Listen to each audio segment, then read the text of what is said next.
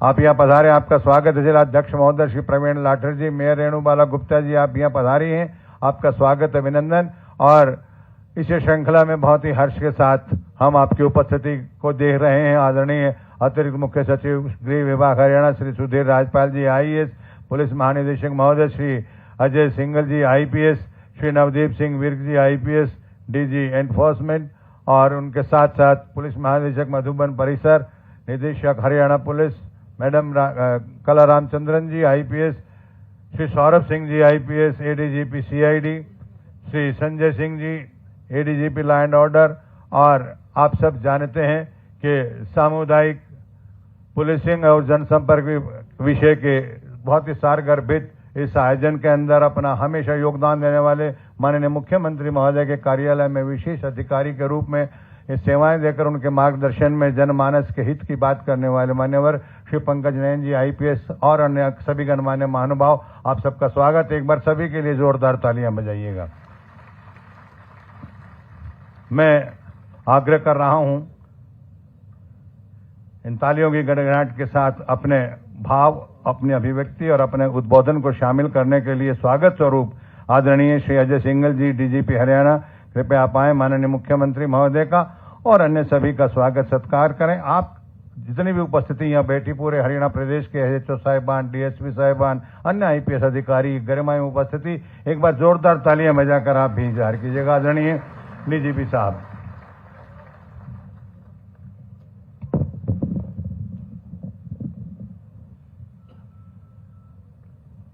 आज के इस संवाद कार्यक्रम में उपस्थित हरियाणा के यशस्वी मुख्यमंत्री श्री नायब सिंह जी सैनी जी, माननीय विधायक आसन श्री योगेंद्र राणा जी, माननीय जिला अध्यक्ष श्री प्रवीण लाठर जी, मेयर श्रीमती रेणु बाला जी, अतिरिक्त मुख्य सचिव गृह विभाग श्री सुधीर राजपाल जी, हरियाणा पुलिस अकादमी के निदेशक श्रीमती कला रामचंद्रन जी, हरियाणा स्टेट एनफोर्समेंट ब्यूरो के निदेशक श्री नवदीप विर्क जी, हरियाणा HSNB के इंचार्ज अतिरिक्त महानिदेशक श्री संजय कुमार जी, हरियाणा गुप्तचर विभाग के प्रभारी अतिरिक्त महानिदेशक श्री सौरभ सिंह जी, मंचासीन व सभागार में हाजिर सभी वरिष्ठ अधिकारीगण, प्रदेश से विभिन्न जिलों से पधारे सभी थाना प्रभारीगण, IOs, वीडियो कॉन्फ्रेंसिंग के माध्यम से जुड़े सभी MSCs, पुलिस कर्मचारीगण तथा मेरे प्रिय साथियों। हरियाणा उदय सामुदायिक पुलिसिंग एवं जनसंपर्क कार्यक्रम के अंतर्गत इंस्पेक्टर्स और थाना प्रभारियों के संवाद कार्यक्रम में आप सबका स्वागत है। आज इस संवाद में 400 SHO व थाना रिप्रेजेंटेटिव उपस्थित हैं। आज मुख्यमंत्री जी स्वयं पर्सनली डायरेक्ट संवाद स्थापित करके अपना संदेश देंगे। माननीय मुख्यमंत्री जी का स्वयं इस कार्यक्रम में शामिल होना यह दर्शाता है कि सरकार नशे के विरुद्ध वचनबद्ध है। आज नशे की समस्या केवल कानून व्यवस्था के विषय नहीं रह गई है, बल्कि एक गंभीर सामाजिक, आर्थिक और राष्ट्रीय चुनौती बन चुकी है। इसके प्रभावी समाधान के लिए प्रत्येक विभाग, संस्था व नागरिक की सक्रिय भागीदारी एवं सामूहिक प्रयास आवश्यक है। राज्य सरकार तथा भारत सरकार का गृह मंत्रालय इस विषय को अत्यंत गंभीरता से ले रहे हैं। समाज के नशे के बढ़ता प्रचलन युवाओं, परिवारों और आने वाली पीढ़ियों के भविष्य की गंभीर चिंता का विषय है। विशेषकर युवाओं में इसकी बढ़ती प्रवृत्ति अत्यंत ही चिंताजनक है। हरियाणा सरकार में राज्य में किसी प्रकार की मादक पदार्थों की खेती या उत्पादन नहीं होता है। इसके बावजूद सीमावर्ती राज्यों से जैसे पंजाब, राजस्थान, उत्तर प्रदेश इत्यादि से नशे के पदार्थ हरियाणा में पहुंचते हैं। हरियाणा पुलिस का लगातार विभिन्न माध्यमों से ऐसी सूचनाएं प्राप्त होती हैं तथा इसके आधार पर हम कार्रवाई की जाती है। माननीय मुख्यमंत्री जी श्री नायब सिंह जी सैनी के नेतृत्व में हरियाणा सरकार ने नशा मुक्त हरियाणा को सर्वोच्च प्राथमिकता में शामिल किया है। मुख्यमंत्री जी स्वयं इस अभियान की मॉनिटरिंग कर रहे हैं। उनके मार्गदर्शन में समाज कल्याण विभाग, स्वास्थ्य विभाग, पुलिस विभाग, शिक्षा विभाग, सभी विभागों के साथ समन्वय स्थापित करके इस दिशा में हम प्रभावी कार्य सुनिश्चित कर रहे हैं। यह केवल सरकारी अभियान ही नहीं बल्कि जन भागीदारी का एक व्यापक आंदोलन है। इस अभियान में आप सबकी भूमिका अत्यंत महत्वपूर्ण और निर्णायक है, क्योंकि पुलिस ही कानून लागू करने वाली मुख्य एजेंसी है। एनकोड की मॉनिटरिंग स्वयं केंद्रीय मंत्री जी श्री अमित शाह द्वारा की जाती है। इसी उद्देश्य से हरियाणा में HSNCB तथा HSANTF का गठन किया गया है। मादक पदार्थों की तस्करी पर अंकुश लगाने और तस्करों के नेटवर्क को ध्वस्त करने के लिए तथा पिट NDPS में उपलब्ध कानूनी प्रावधानों का प्रभावी उपयोग कर संगठित अपराधियों के विरुद्ध कठोर कार्रवाई की जा रही है। वर्ष 2021 से 25 के दौरान कमर्शियल क्वांटिटी के 3151 हरियाणा बेस तथा हरियाणा अन्य राज्यों में जुड़े मामलों में जुड़े 321 हरियाणा बेस तस्करों की पहचान की गई और जिला पुलिस व HSNB द्वारा इनके नेटवर्क पर निगरानी जारी है। वर्ष 2026 में अब तक 14 तस्करों को पिट NDPS में बंद किया जा चुका है, जो कि कुल मिला के 150 हम पिछले साल और अब की संख्या मिला के 150 पिट NDPS के अंदर बंद कर चुके हैं। इसके अतिरिक्त नशा तस्करों की अवैध आर्थिक गतिविधियों पर प्रभावी प्रहार करते हुए 2026 में अब तक 50 नशा तस्करों की 47 अवैध रूप से अतिक्रमित संपत्तियों को ध्वस्त किया जा चुका है। अंतर्राष्ट्रीय व अंतर्राज्यीय ड्रग सिंडिकेट्स पे कार्रवाई करते हुए कमर्शियल क्वांटिटी के मामलों में 256 अंतर्राज्यीय आरोपियों को गिरफ्तार किया गया है। Most wanted drug tracking scheme के माध्यम से वांछित नशा तस्करों की गिरफ्तारी में तेजी लाई गई है। 11 जून से और 26 जून तक पूरे प्रदेश में ड्रग फ्री हरियाणा पखवाड़ा चलाया गया, जिसके अंतर्गत नागरिकों, युवाओं, शैक्षणिक संस्थाओं, ग्राम पंचायतों, स्वयंसेवी संगठनों की व्यापक भागीदारी से जन जागरूकता कार्यक्रम आयोजित किए गए। हरियाणा द्वारा वर्ष 2026 में करीबन 18,000 किलो मादक पदार्थ जैसे हेरोइन, गांजा, पॉपी हस्क, स्मैक, ओपियम और लगभग 43 लाख की नशीली दवाएं व कैप्सूल आदि नष्ट किए गए हैं। होल ऑफ गवर्नमेंट अप्रोच के अंतर्गत जिला स्तर पर व राज्य स्तर पर एनकोड की नियमित बैठकें की जा रही हैं।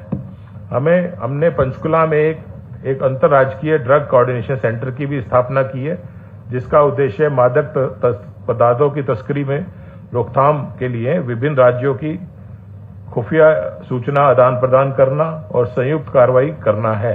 इसी माध्यम से हरियाणा, पंजाब, हिमाचल, उत्तराखंड, दिल्ली, चंडीगढ़ एवं राजस्थान में के मध्य प्रभावी सहयोग सुनिश्चित किया जा रहा है। हरियाणा पुलिस के इसी प्रयासों को भारत के गृह मंत्रालय द्वारा भी सराहा गया है।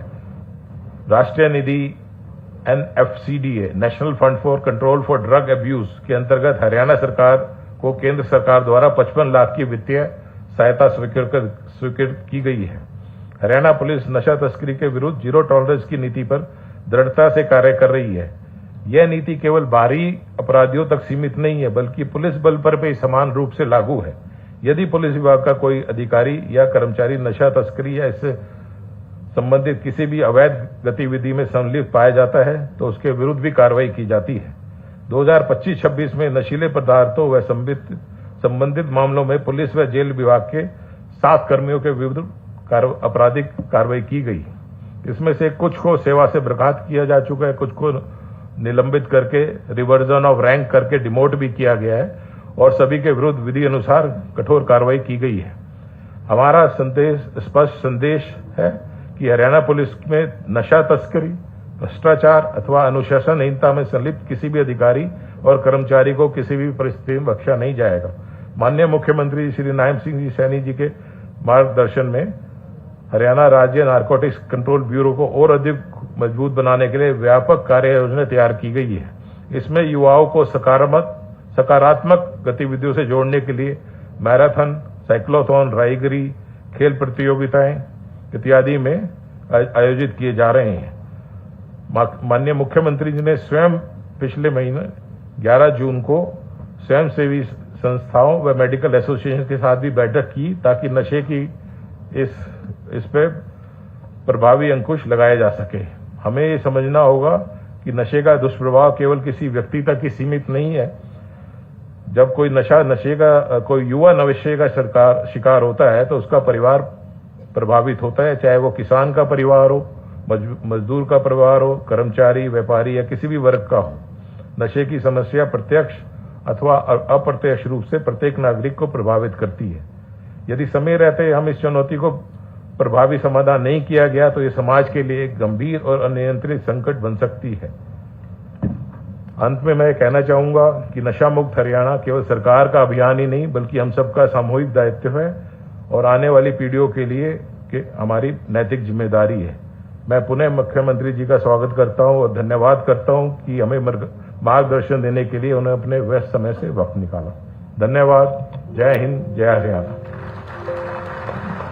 धन्यवाद पुलिस महानिदेशक महोदय श्री अजय सिंघल जी IPS। आपने आज के संदर्भ में पधारे माननीय मुख्यमंत्री महोदय श्री नायब सिंह सैनी जी और उनके साथ अन्य अतिथियों का स्वागत किया है और हरियाणा पुलिस उनके जो मार्गदर्शन में कार्य कर रही है और विशेषकर अपराध जो नशे के विरुद्ध है, ड्रग्स के लिए जो अपराध किए जा रहे हैं उन पर आपने प्रकाश डाला है और क्या कार्रवाई सर अंजाम दी जा रही है उस पर भी आपने यहाँ चिंतन किया है।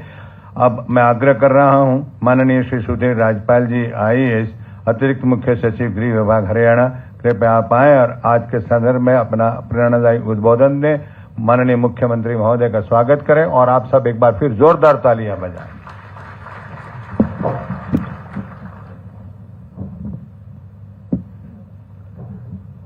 आज के इस संवाद कार्यक्रम के मुख्य अतिथि माननीय CM साहब, यहाँ पर उपस्थित MLA साहब, मेयर मैडम, जनप्रतिनिधिगण, DGP साहब और उनके सभी सहयोगी अधिकारीगण और फील्ड से आए हुए हमारे सभी ऑफिसर्स, SHOs, इंस्पेक्टर्स। आज का दिन जो ये नशे की लड़ाई है उसके लिए एक बहुत बड़ा मील का पत्थर साबित होने जा रहा है, क्योंकि आज आप सभी को CM साहब की तरफ से एक अनफिल्टर्ड मैसेज मिलेगा। सिर्फ आप CM साहब की तरफ से आप सुनेंगे कि उनकी कितनी इच्छा है कि हरियाणा को नशा मुक्त बनाया जाए और उसको किस ढंग से बनाना है, कैसे आपके सहयोग से बनाना है, उसी बात के लिए वार्तालाप करने के लिए आज CM साहब आपके साथ आए हैं। आपका रोल इस नशे की लड़ाई में सबसे अहम है, ये सभी जानते हैं कि पुलिस की जो गतिविधि रहेगी, पुलिस जिस तरह से अपराधियों के प्रति अंकुश बना के रखेगी तो ही इस अपराध को हम कंट्रोल कर पाएंगे।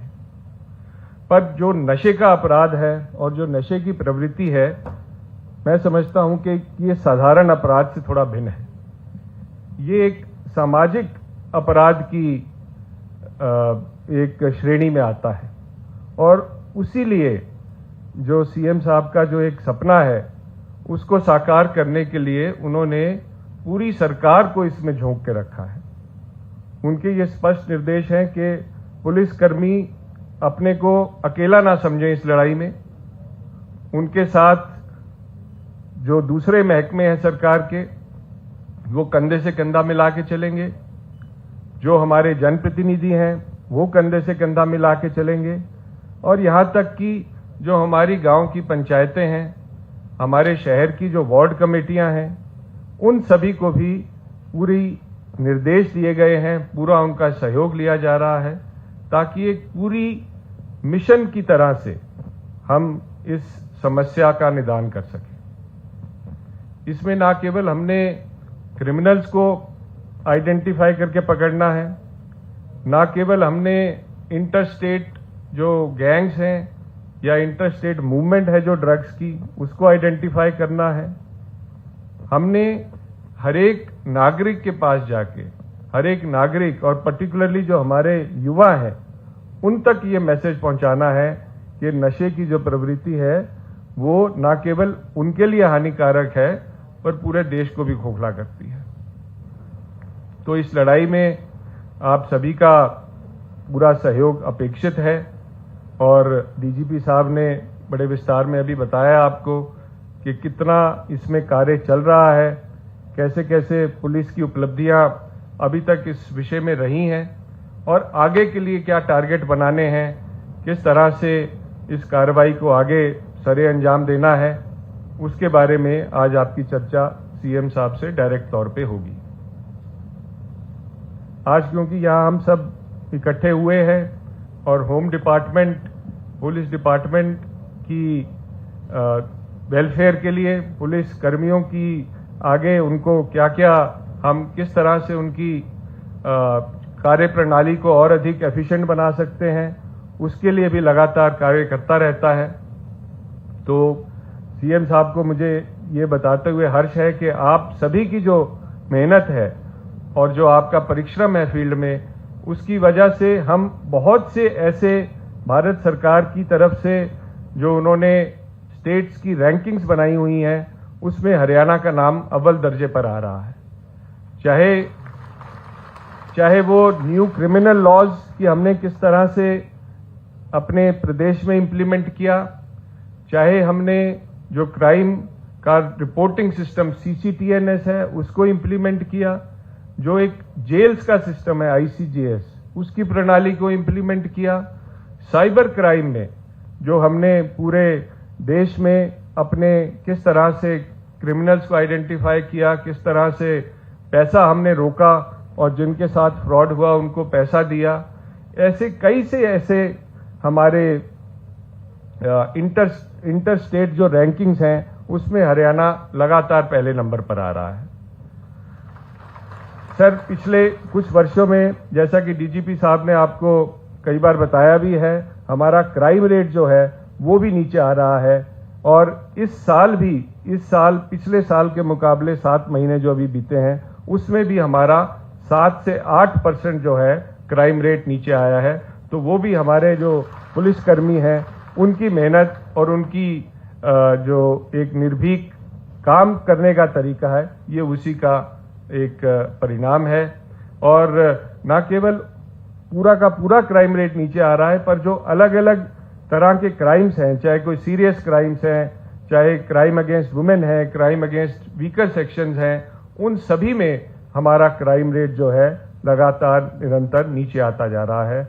और मैं इस बात की उम्मीद रखूंगा कि हमारा पूरा पुलिस दल जो है, डीजीपी साहब और उनकी पूरी टीम इस जो फील्ड लेवल तक जो इस काम को कर रही है उसको निरंतर इसी तरह से और अच्छा आगे बढ़ाकर करती रहेगी, ताकि हरियाणा का नाम और सीएम साहब का नाम पूरे देश में हमेशा रोशन रहे।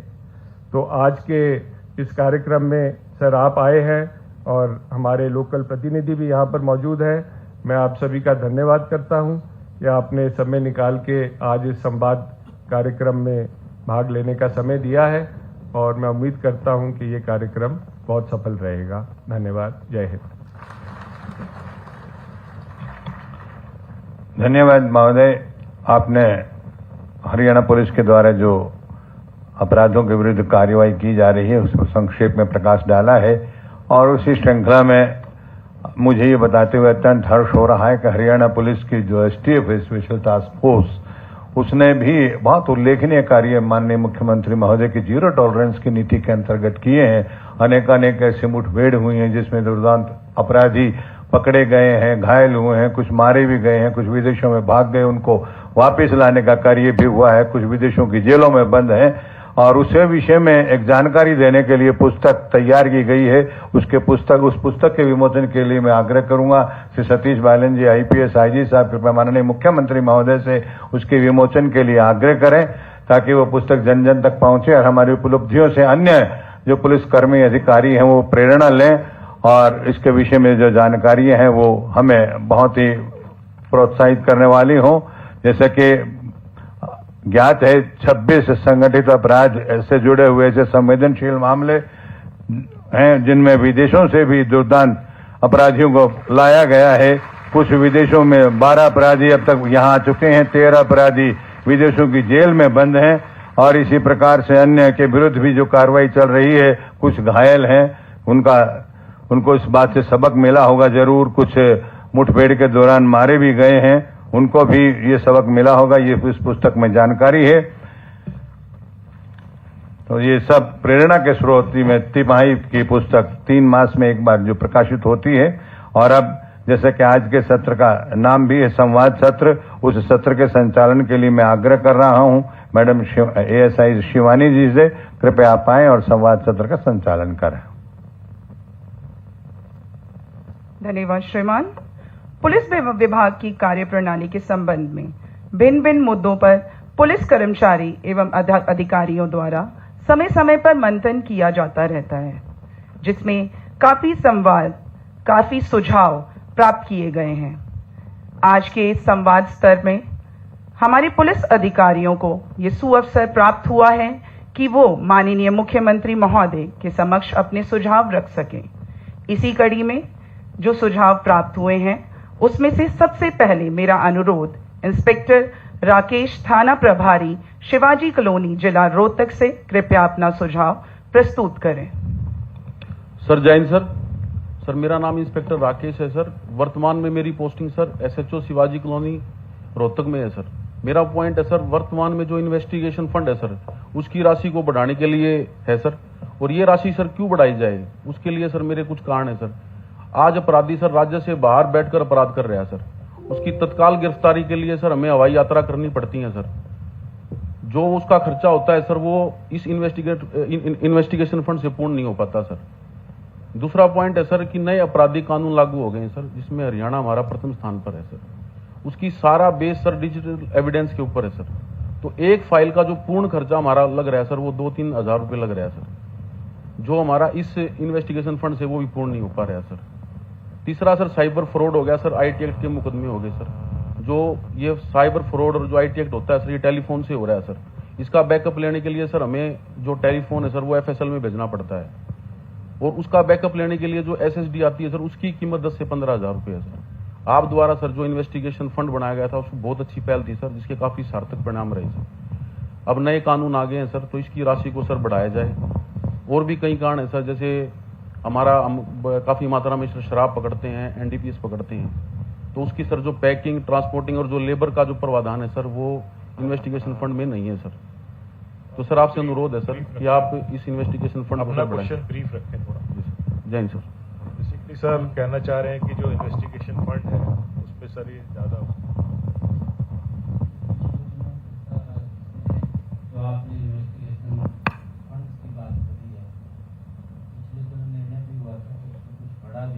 और पहली बार मेरे ख्याल से बजट अनाउंसमेंट किया गया था और इसको प्रजोर एग्जामिन करके जैसा भी है जिसको आवश्यकता है।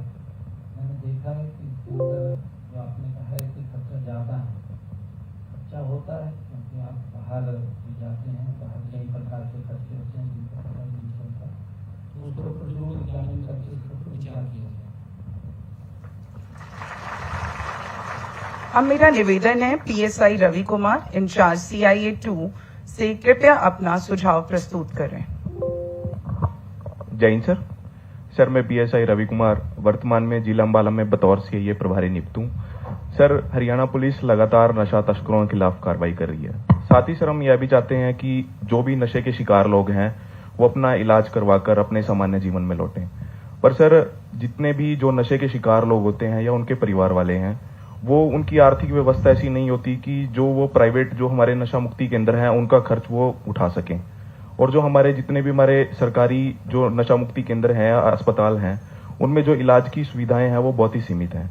सर हमारा आग्रह है कि कोई ऐसा प्रावधान हो कि प्रत्येक जिले में एक कम से कम 50 से 100 बेड की क्षमता वाला हमारा एक डेडिकेटेड नशा मुक्ति केंद्र जो है स्थापित किया जाए, ताकि जो हमारी नशे के खिलाफ जो हमारी लड़ाई है वो पुनर्वास के साथ साथ हम उसको प्रभावी ढंग से लागू कर सकें।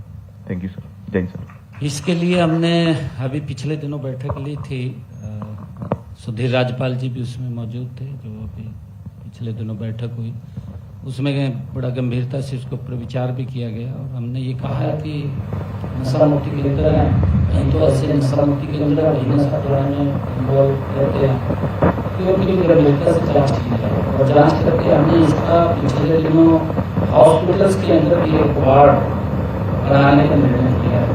और वार्ड के साथ साथ हमने ये निर्णय किया है कि इसका बजट भी एलोकेट किया है। बजट का प्रावधान इसके अंदर हो, क्योंकि अगर एक किसी भी व्यक्ति को नशे से बाहर निकालने में हॉस्पिटल में है उसके ऊपर खर्चा आता है, उसका एक बजट का प्रावधान हो ताकि उसको बाहर निकाला जा सके। माँ बाप जैसा आपने कहा है कि वो खर्च नहीं कर पाता, और खर्च नहीं कर पाता तो दिक्कत तो माँ बाप के सामने भी आती है कि उसका बच्चा नशे में चला गया, परिवार खराब होता है।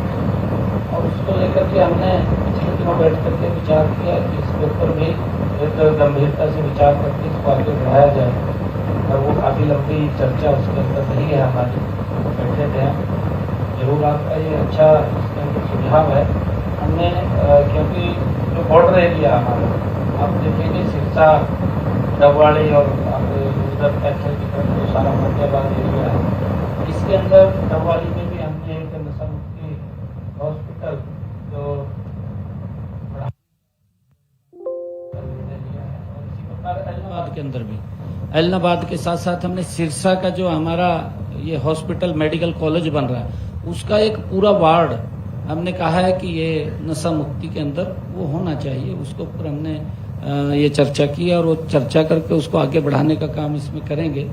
और भी जहां नशा मुक्ति केंद्र हैं उनका सुदृढ़ीकरण कैसे हो और उसको वहां पर वो सुविधाएं मिले जिससे कि जो नशे में फंस गया है उसको कैसे बाहर निकाला जाए, वो सारी व्यवस्थाएं वहां पर हैं, उसके लिए काम कर रहे हैं उसमें। अब मेरा निवेदन है इंस्पेक्टर प्रवीण से कि वो आए और अपना सुझाव प्रस्तुत करें। जैन सर, मैं इंस्पेक्टर प्रवीण आर्या बतौर एसएचओ पड़ाव तैनात हूं। सर, आपसे अनुरोध है कि बाजार में कुछ ऐसी दवाइयां का आज तो प्रचलन में है जिसका उपयोग उपचार के लिए तो किया ही जा रहा है और साथ ही साथ नशे में भी उसका यूज किया जा रहा है। सर अनुरोध है कि इसके लिए कुछ ऐसी नीति और ऐसा ट्रैकिंग सॉफ्टवेयर तैयार करवाया जाए ताकि निर्माण से लेकर मरीज तक पहुंचने की जो श्रृंखला है उस पर कड़ी निगरानी के साथ साथ उसमें लीकेज पर भी रोक लगवाई जा सके। धन्यवाद सर। थैंक यू, आपने अच्छी बात कही है। और इस कड़ी के अंदर हमने पिछले दिनों अभी जैसा डीजीपी साहब ने बताया है, पिछले दिनों हमने पूरे प्रदेश के केमिस्ट एसोसिएशन और केमिस्ट से संबंधित लोगों को बुलाया था और उसमें हमने जो इसमें हमारी एनजीओज हैं जो नशे के विरुद्ध काम करती हैं, समाज में जागरूकता फैलाने का काम करती हैं, उनको भी हमने बुलाया था। उसके अंदर भी हमने उनसे चर्चा की थी। अच्छा आपका सुझाव है, इसके ऊपर बिल्कुल विचार करके इसको कैसे ट्रैक किया जाए कि दवाई कहाँ बनी है और कहाँ उसकी खपत हो रही है, कहाँ तक वो गई है, ये सिस्टम होना चाहिए। इससे बहुत बड़ा अंकुश इसके अंदर लगेगा। और हमने उनसे भी अपील किया था तो उन्होंने हमारे को ये आश्वासन भी दिया केमिस्ट एसोसिएशन ने कि हम आपके साथ सहयोग में रहेंगे, ऐसा उन्होंने ये बात कही है। तो इसको लेकर के हम एक अलग से बैठ करके इसके ऊपर कोई एक एसओपी तैयार कर लेंगे जिससे कि दवाई जहां भी इंडस्ट्री में बनती है वहां से बनने तक खपत तक उसका कहाँ जा रही है वो उसको सारी को ट्रैक किया जाए। अच्छा है ये आपका सुझाव। नमस्कार सर। सर इस विषय में मैं कुछ इन्फॉर्मेशन साझा करना चाहूंगी। उस दिन थे आप शायद वहाँ पे? हाँ जी सर, मैं थी। और साथ सर इस सॉफ्टवेयर की डेवलपमेंट की जो बात कर रहे हैं ताकि एंड टू एंड मॉनिटरिंग हो पाए, तो सर अभी जो मार्च में हमारी स्टेट एनकॉर्ड की मीटिंग हुई थी तो उसने एफडीए में food and drug administration department ने ये अब निर्णय लिया है कि वो सॉफ्टवेयर बनाएंगे और अभी वो अंडर डेवलपमेंट है सर, तो जल्दी ही वो क्रियान्वित हो जाना चाहिए।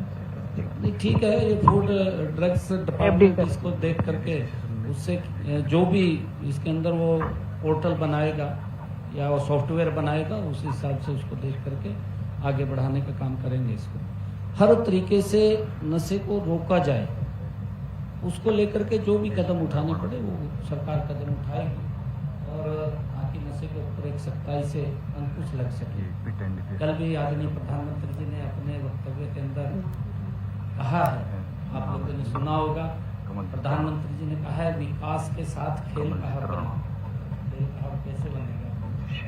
तो बड़ी बात प्रधानमंत्री जी ने बोली है कि हम विकास तो कर रहे हैं परंतु विकास के साथ साथ खेल का हब मेन भी अगर हमारा युवा स्वस्थ होगा, मजबूत होगा, तो हम प्रगति के राह के ऊपर आगे बढ़ेंगे गति से। तो उन्होंने एक बड़ी बात यहाँ से बोली है, तो हम उसको पूर्ण रूप से आगे बढ़ाएंगे।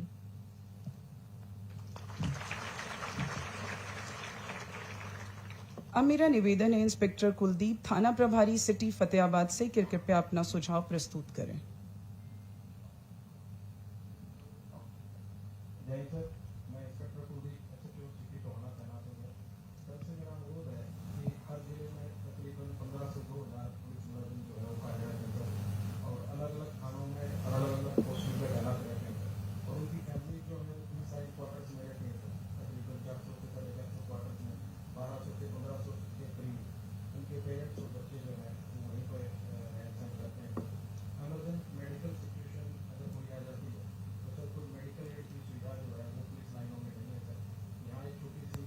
एमओ के साथ, मेडिकल ऑफिसर के साथ अगर ये सुविधा हो जाए तो वो दिक्कत नहीं आएगी सर। दूसरा, हमारी कंपनियां सर जो बाहर जाती हैं इलेक्शंस में, दूर दराज इलाकों में उनकी पोस्टिंग हो जाती है सर, वो एमओ अगर साथ चला जाए वहाँ, तो वहाँ भी जो कर्मचारी हैं उनको दिक्कत नहीं आएगी सर। इसके ऊपर बिल्कुल एग्जामिन करके चर्चा की जाएगी। और अच्छा है पुलिस लाइन के अंदर मेडिकल फैसिलिटीज मिले, और उसका लाभ मिलता है, क्योंकि आप ड्यूटी पे भी रहते हैं, पीछे परिवार भी रहता है, परिवार को कई बार दिक्कत आ जाती है, और वहाँ पर अगर मेडिकल फैसिलिटीज होगी, हमारा डॉक्टर होगा, तो उसका आपको भी चिंता नहीं रहेगी। अच्छा, इसके ऊपर जरूर विचार करेंगे। कुछ जिलों में सर, कुछ जिलों में जैसे अंबाला में 2 पद स्वीकृत है, गुरुग्राम में 4, करनाल में 4 और रोहतक में 11 पद मेडिकल ऑफिसर्स के ऑलरेडी स्वीकृत हैं। अभी कितने हैं वैसे? डॉक्टर्स कितने हैं?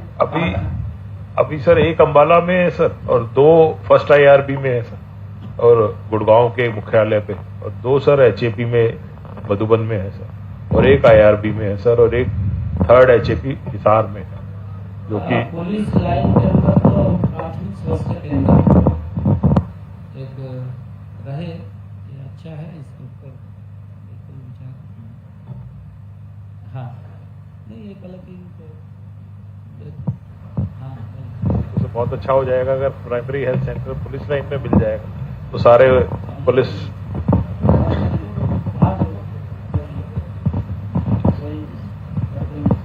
जी सर, थैंक यू। इसका सर प्रपोजल अब मेरा निवेदन है इंस्पेक्टर धर्मवीर, थाना प्रभारी अंबाला कैंप से, कि कृपया अपना सुझाव प्रस्तुत करें। जय हिंद सर, मैं थाना अंबाला कैंट में बतौर SHO तैनात हूं सर।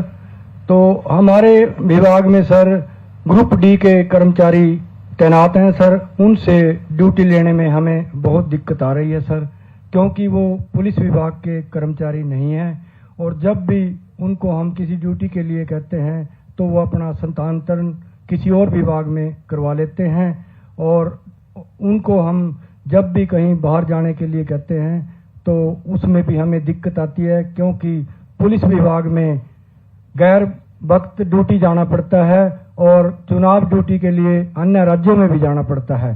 तो आपसे निवेदन है कि ग्रुप D के कर्मचारियों की भर्ती पैरामिलिट्री फोर्स की तरह की जाए, और इन पर पुलिस के नियम और कानून लागू हों, ताकि इनसे नियमानुसार ड्यूटी समय पर ली जा सके। धन्यवाद, जय हिंद। ठीक है, इसको एग्जामिन करेंगे, एग्जामिन करके इसके ऊपर क्या है विचार करेंगे सर। इसमें नमस्कार सर, मैं शशांक सर, AIG एडमिनिस्ट्रेशन। इसमें बताना चाहूंगा सर कि जो लास्ट 2018 में जब रिक्रूटमेंट हुआ था, तो इनको 22-23 में ऑनलाइन ड्राइव चला था। उसमें 1100 में से सर 550 लोग दूसरे विभाग में ट्रांसफर होकर चले गए। तो जैसे इन्होंने बताया कि सर 2 बेसिक समस्या हैं, अनुशासन की और स्किल की, क्योंकि जैसे कुक हैं, मोची हैं, धोबी हैं, बार्बर हैं, तो ये लोग कभी उस स्किल के पहले इनकी कोई एक्सपीरियंस नहीं होता, तो जब पुलिस विभाग में आते हैं तो उनको सर वो सर्विसेज प्रोवाइड नहीं कर पाते हैं। और अनुशासन के कारण, क्योंकि सर ये हमारे पुलिस के जो डिसिप्लिनरी रूल्स हैं इस पर लागू नहीं होते, तो HRD वगैरह को लिखना पड़ता है सर हमें उसमें। नहीं, वो ठीक कहा है शशांक आपने, क्योंकि वो ग्रुप D के बच्चे हैं, और ग्रुप D की भर्ती हमने पिछले दिनों निकाली थी, और फिर उसको डिप्यूट किया था अलग अलग विभागों में। कई इस प्रकार की मेरे सामने भी समस्याएं आ रही हैं कि मैं लगा दिया लंगर में और मेरे को करना नहीं आता काम, कहा ये वो इस प्रकार की बड़ी गंभीर समस्याएं आ रही। और एक तो ये आया, कहा जी मेरे को बाल काटना, मैं कहता नहीं आपने भरा होगा भी वहां से बाल काटने पर लगा दिया, मेरे को काटने नहीं आते बाल। इस प्रकार की काफी समस्याएं आ रही। हमने एक पोर्टल बना रहे हैं और पोर्टल बना करके जिसका जो काम है वो उधर शिफ्ट करे, उसको एक बार समय हम देंगे और ताकि वो शिफ्ट हो सके, जहां भी वो जाना चाहे वहां चला जाए। उसके बाद फिर विचार करके जो आपने कहा है कि जो स्टाफ आपके पास डिप्यूट हुआ है उसके नियम आपके अनुसार बने। हाँ सर, अनुशासन वगैरह वो फिर वो अनुशासन में रहेगा। वो बिल्कुल ठीक बात है, क्योंकि जब आप उसको काम के लिए कहेंगे तो फिर आपके उसमें रहेगा। ठीक है, इसके ऊपर जो डिफिकल्ट वर्किंग कंडीशन है उसको देख के अपना स्थान ट्रांसफर करा लेते हैं दूसरे। हाँ वही, ये चाहते हैं 9 to 5 हो। सर हमारा काम 9 to 5 चलता नहीं है सर। अभी वीवीआईपी ड्यूटी में एक हफ्ते से सर हमारी फोर्स लगी हुई थी वहाँ जी में। अभी जब लॉ एंड ऑर्डर ड्यूटी हुई तब भी सर फोर्स के साथ जाना पड़ता है इलेक्शन ड्यूटी में। तो इनके लिए सर अगर अलग से प्रोविजन हो तो वो हमें सर ज्यादा सूट करेगा। नहीं है, ठीक है। वो भी कई प्रकार की समस्याएं बताते हैं, बताते तो आके मेरे को, वो आकर के मिल लेते हैं, सीधा आके मिलते हैं। कोई बात नहीं शशांक जी, आपने अच्छा बताया है। पहले भी रहे सर, जैसे पहले जो पहले भर्ती थे तो वो पुलिस विभाग के नियम कानून उसमें लागू नहीं, उसमें जो आपके पास आएंगे पुलिस में उनको आपके अनुसार ही नियम बने हो और आपके अनुसार फिर रहें। जितने भी अलग अलग कट ऑफ में ले जाएंगे हम इनको। धन्यवाद। अभी तो उनको एक बार सेट करेंगे। ठीक है। अब मेरा निवेदन है इंस्पेक्टर दीपक, थाना प्रभारी घरोंडा करनाल से, कि कृपया अपना सुझाव प्रस्तुत करें। जय हिंद sir, inspector Deepak Kumar sir, थाना घरोंडा से। सर मेरा अनुरोध है सर, एनडीपीएस में जब भी हम किसी नशा तस्कर या नशा बेचने वाले को पकड़ते हैं तो उससे पहले, अभियोग दर्ज करने से पहले भी हमें काफ़ी सूचनाएं एकत्रित करनी पड़ती हैं और उसके बाद भी सर। और काफ़ी केसेस में जहां भारी मात्रा में कोई रिकवरी के लिए सर किसी इन्फॉर्मर से भी सहायता लेनी पड़ती है, तो वो इन्फॉर्मर भी सर कई बार हमसे कुछ इंसेंटिव या कुछ मनी उसकी वो रखता है। और उसके बाद सर एफआईआर होने के बाद सर हमें आगे सोर्स तक पहुंचने के लिए सर दूसरे राज्य में भी रेड के लिए जाना पड़ता है। तो मेरा ये प्रार्थना है सर, जैसे और स्टेट्स हैं, पंजाब है, दिल्ली है, नारकोटिक्स कंट्रोल ब्यूरो, वहाँ एक स्पेशल रिवार्ड पॉलिसी बनाई गई है सर एनडीपीएस को लेके। तो आपसे अनुरोध है सर, आप भी कोई हरियाणा प्रदेश में इस तरह की ये रिवार्ड किसको देते हैं?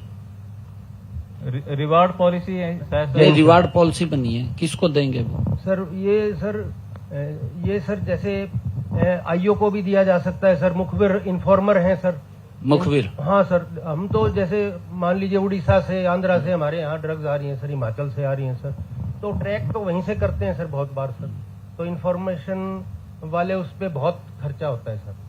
और मतलब हर चीज है सर, यहाँ पे जा भी रहे हैं, हमारे लोग भी जा रहे हैं सर, प्राइवेट गाड़ियाँ भी अरेंज करनी पड़ती हैं सर, सब कुछ। सूचना जो है मेजर ड्रग्स के लिए हमारे पास नहीं आती सर। तो अगर ये पॉलिसी जैसे कई जगह चल रही है तो एक लिमिट हो जाती है सर, बहुत ज़्यादा इसमें फाइनेंशियल वो भी नहीं है सर, एक लिमिट कर देते हैं। तो ये हमें सूचना आनी शुरू हो जाएगी और कमर्शियल क्वान्टिटी और बड़े ड्रग्स ठीक है।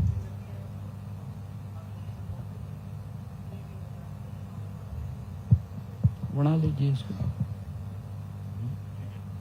बना लेते हैं, एक बार चेक करा लेते हैं सारे को उसको। ठीक है, अच्छा है।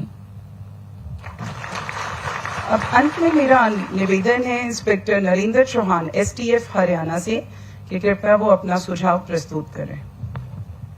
Jain sir, STF unit Gurgaon का इंचार्ज हूं सर मैं। एसटीएफ में पिछले 3 साल से काम कर रहे हैं सर। उसी गैंगस्टर के संबंध में एक अनुरोध है सर आपसे।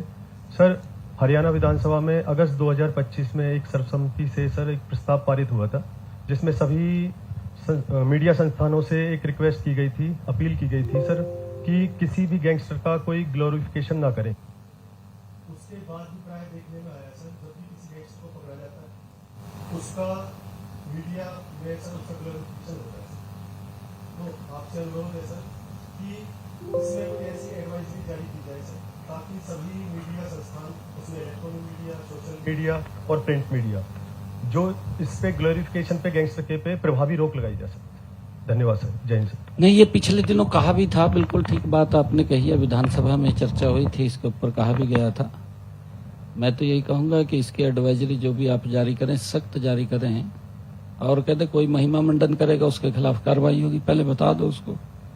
ज्यादा कोई महिमा मंडन करेगा तो कार्रवाई होगी पहले उसके खिलाफ। ये गैंगस्टर है सर, कोई मर्डर होता है नेक्स्ट डे सर वो देख के उसका ओन कर लेते हैं कि हमने कर। हाँ नहीं, ध्यान रखो उसका नाम हो सोशल मीडिया पे, वो उसको sir as a advertising tool use करना चाहते हैं। तो अगर ये हम इनका नाम अगर उसको बंद कर देंगे तो ये सर काफी लोगों के दिमाग में भी सर उसका इम्पैक्ट नहीं होगा। अब आजकल कोई भी बोल देता है लॉरेंस बिश्नोई, तो उसका दिमाग में ऐसा आ जाता है कि पता कितना बड़ा गैंगस्टर है, और उसके नाम से ही लोग पैसे देने की प्रथा में चले जाते हैं। तो ये सब जैसे आपने सजेस्ट किया है, एक एडवाइजरी जो ली जाए सभी। नहीं बिल्कुल, ये तो आप भी लोकल स्तर के ऊपर एक एडवाइजरी जारी कर दें, यहाँ ऊपर से आप स्टेट स्तर पे एक एडवाइजरी जारी करें। कल कोई भी सोशल मीडिया पे इस प्रकार की महिमा मंडन करेगा तो उसके खिलाफ तुरंत कार्रवाई हो जाएगी। ये तो आप निकाल दो और सख्त निकालो इसके तो। नमस्कार सर। सर मैं विक्रांत भूषण एसपी एसटीएफ में पोस्टेड हूँ सर। सर इस तरह की रिपोर्टिंग जो कि गन कल्चर को ग्लोरीफाई करें या गैंगस्टर कल्चर को ग्लोरीफाई करें, सबसे ज्यादा नेगेटिव इम्पैक्ट सर हमारे युवाओं पे होता है। उस रिपोर्टिंग के कारण ये उन अपराधियों को अपना रोल मॉडल बना लेते हैं, उनकी जीवन शैली से प्रभावित हो जाते हैं, गन कल्चर से आकर्षित हो जाते हैं और अपराध की दुनिया में कदम बढ़ा लेते हैं सर। तो सर मेरा अनुरोध है कि अगर आपके द्वारा डीपीआरओ विभाग सभी मीडिया संस्थानों से अगर विचार करे, विमर्श करे, उन्हें अवेयर करे, सेंसिटाइज करे इस इशू में, तो वहां से भी सर एक पहल हो सकती है। बुला लेते हैं उनको। बिल्कुल ठीक है विक्रांत ने। ये जो सोशल मीडिया है ना, इनको बुलाना चाहिए एकदम। अच्छा है, हाँ कहीं भी बुला लो उनको, उनसे बात करनी चाहिए। पंकज जी, नहीं कानून तो बन जाएगा, लागू भी हो जाएगा, परंतु बताना जरूरी है उसको। पंकज जी, इनका सोशल मीडिया टोटल, हाँ इसी में जैसे हमने कमिस्ट बुलाए ना, इनको भी करना चाहिए। हाँ जी।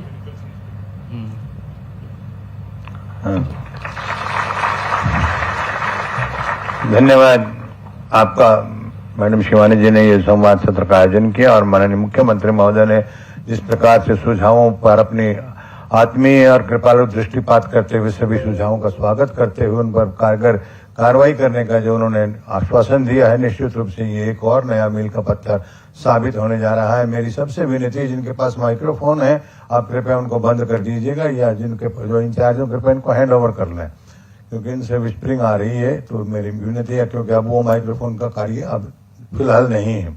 आइए कार्यक्रम को आगे बढ़ाएं, और जिस प्रकार से आप सब जानते हैं, ऐसे माननीय मुख्यमंत्री महोदय जो हरियाणा प्रदेश के विकास के रथ को चारों दिशा में एक समान गति से आगे बढ़ा रहे हैं, और जिसका बहुत बड़ा प्रमाण कल विश्व के सर्वमान्य और भारत के यशस्वी प्रधानमंत्री महोदय श्री नरेंद्र मोदी जी ने आप सब हरियाणा प्रदेश की 1.5 करोड़ की आबादी को जो प्रशंसा दी है, वो एक न केवल माननीय मुख्यमंत्री महोदय की बल्कि आप सबके जो कार्यकुशलता उसकी प्रशंसा की है।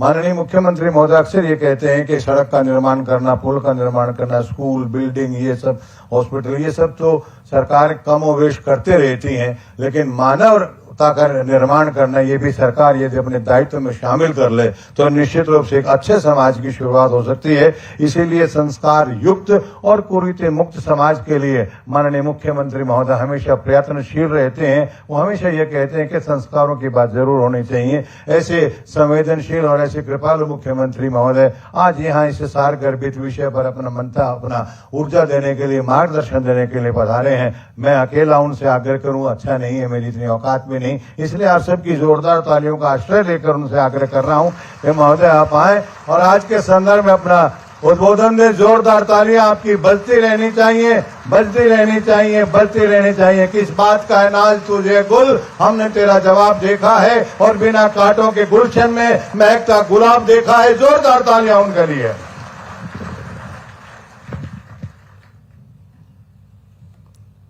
सम्मान के योग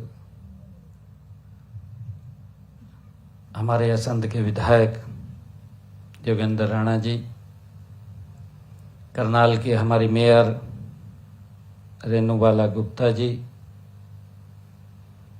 हमारे additional chief secretary home Sudhir Rajpal ji, हमारे director general of police Haryana Ajay Singla ji, हमारे नवदीप विर्क जी, श्रीमती कला रामचंद्रन जी, संजय सिंह जी, सौरभ सिंह जी, पंकज नैन जी, हमारे जिला के अध्यक्ष प्रवीण लाठर जी और उपस्थित सभी हमारे पुलिस अधिकारीगण, सभी डीएसपीस, एसएचओस, हमारे रेंज के अधिकारीगण, आज मैं आप सबके बीच में इस पुण्य भूमि करनाल से आप सबके बीच में आने का मुझे अवसर मिला है। साथियों, हम सब जानते हैं कि करनाल का नाम, ये महादानी कर्ण, उसके त्याग, उसकी तपस्या और पराक्रम, धर्म निष्ठा की अमर गाथा से ये करनाल का नाम जुड़ा हुआ है। हम सब जानते हैं ये वो धरती है जो हमें सिखाती है जब समाज पर संकट आए तब मानवता को चुनौती मिले, तब हम सबको मौन नहीं, साथियों पुरुषार्थ ही सबसे बड़ा धर्म होता है। हमें उस दिशा में काम करना है। ये पवित्र भूमि हमें ये संदेश देती है और आज इसलिए मैं इस पुण्य भूमि से एक नए युद्ध का आज शंखनाद करने के लिए आप सबके बीच आया हूं। अभी बताया भी गया है कि हमने अलग अलग वर्गों से, अलग अलग संस्थाओं से पिछले लंबे समय से लगातार हम नशे के विरुद्ध इसी को खात्मा करने के लिए काम कर रहे हैं। हमने राहगिरी कार्यक्रम चलाए, वहां पर समाज को, युवाओं को जोड़ने का काम किया। हमने उसके साथ साथ राहगिरी के हमने मैराथन के कार्यक्रम कर रहे हैं। उसका भी उद्देश्य यही है कि नशे से युवाओं को बचाया जाए। मैराथन के कार्यक्रम में आप सब, उसके अंदर बड़ी महत्वपूर्ण भूमिका आप लोगों की होती है और उसका कारण है कि बहुत सारी संख्या के अंदर यूथ आकर के जुड़ता है। उनके माँ बाप भी जुड़ते हैं। माँ बाप को भी लगता है कि हमारा बच्चा आगे बढ़े। मैराथन के माध्यम से हजारों की संख्या में युवाओं को जोड़ करके इस कार्यक्रम को आगे बढ़ाया जाता है। पिछले दिनों साइक्लोथॉन की यात्रा चली, उसका एक संदेश पूरे प्रदेश के अंदर, हर शहर गांव के अंदर वो देने का काम किया गया है। और उस साइक्लोथॉन यात्रा के बीच में अलग अलग समय के ऊपर हमारे सामाजिक संस्थाओं के लोग, हमारे जो संत जन हैं, उन्होंने आकर के इसमें समर्थन दिया है। हमारी खाप पंचायतें थी, उन्होंने आकर के इस अभियान में अपना समर्थन दिया है। और उसके साथ साथ हमारी महिलाओं ने भी अलग से आकर के इसमें अपना समर्थन दिया है। हर वर्ग के अंदर हमारे सरपंचगण हैं, सरपंचों ने भी आकर के इसमें अपना समर्थन दिया है। और साथियों, उसका एक बड़ा लाभ, एक जागरूकता का, वो लंबे समय से इसके अंदर चला है। परंतु साथियों, जागरूकता भी ये कार्यक्रम और चलते रहेंगे। परंतु हमने एक्चुअल स्थान के ऊपर कहां से नशा चला है, कहां आया है, कहां खपत हुआ है, इसके ऊपर गंभीरता से विचार करने की जरूरत है। और साथियों, आज जो नए युद्ध का ये शंखनाद हो रहा है, यह युद्ध साथियों किसी सीमा पर नहीं लड़ा जाएगा, बल्कि यह युद्ध किसी विदेशी दुश्मन के साथ भी नहीं लड़ा जाएगा। साथियों, यह युद्ध उस जहर के खिलाफ है, उस नशे के खिलाफ है, जिसने न जाने कितने घरों को उजाड़ दिया है, कितनी मां की गोद को साथियों सुनी कर दिया है, और साथियों कितने परिवारों की खुशियों को उसने छीन लिया है, कितने युवाओं के सपनों को अंधकार में डाल दिया है। यह हमारा युद्ध उसके प्रति है। साथियों, आज का यह कार्यक्रम ये कोई औपचारिक सरकारी आयोजन नहीं है साथियों, बल्कि आने वाली पीढ़ियों के भविष्य की रक्षा के लिए आज का यह कार्यक्रम है। उनको कैसे सुरक्षित किया जाए, मैंने अभी चर्चा की है आप लोगों से कि कल आदरणीय प्रधानमंत्री जी ने मंच से कहा कि हमने विकास किया, विकास की चर्चा कर रहे हैं, परंतु हमने हरियाणा को एक खेल का हब बनाना है। वो कैसे बनेगा खेल का हब? हमारा युवा वो नशे से दूर हो, उसके अंदर अगर जज्बा हो तो गोल्ड मेडल लाने का जज्बा हो, उसके अंदर जज्बा हो तो वो अधिकारी बनने का जज्बा हो, उसमें जज्बा हो विकसित हरियाणा बनाने का, विकसित भारत बनाने का जज्बा हो, उसको लेकर के हमने काम करना है। साथियों, आज मैं हरियाणा पुलिस के उन कर्मचारियों के बीच उपस्थित हूं जिनके कंधों पर साथियों केवल कानून व्यवस्था बनाए रखने की जिम्मेवारी नहीं है, बल्कि समाज की आत्मा की रक्षा करने का भी महान दायित्व आपके कंधों के ऊपर है। साथियों, आप केवल अपराधियों का सामना नहीं करते हैं, आप हर दिन समाज को विश्वास की रक्षा भी करते हैं। जो समाज को आपसे विश्वास है, उस विश्वास की आप रक्षा भी करते हैं। साथियों, आपकी वर्दी केवल अधिकार का प्रतीक नहीं है साथियों, बल्कि सेवा, त्याग, अनुशासन और राष्ट्रभक्ति का ये प्रतीक है। साथियों, मैं आज आप सभी से एक बात ये कहना चाहता हूं कि आप इस सभा में बैठा हमारा कोई भी व्यक्ति ऐसा है जो अपने ही घर के किसी बेटे, अपनी ही बेटी, अपने ही भाई, अपने ही परिवार के किसी सदस्य को वो नशे में देखे, नहीं अच्छा लगता है। आप विचार कीजिए उसके ऊपर। आप नहीं अपने परिवार के अंदर देख सकते हैं। आप चाहते हैं, हर माँ बाप चाहता है कि उसका बच्चा पढ़े, पढ़ करके आगे बढ़े, परिवार के कार्यों का वजन उसके कंधों पर जाए। हर माँ बाप का सपना होता है, परंतु कई बार व्यक्ति शौक के अंदर इसके नजदीक चला जाता है नशे के, परंतु वही शौक उस परिवार को गर्त के अंदर ले चला जाता है। साथियों, उसको बचाने का हमने काम करना है।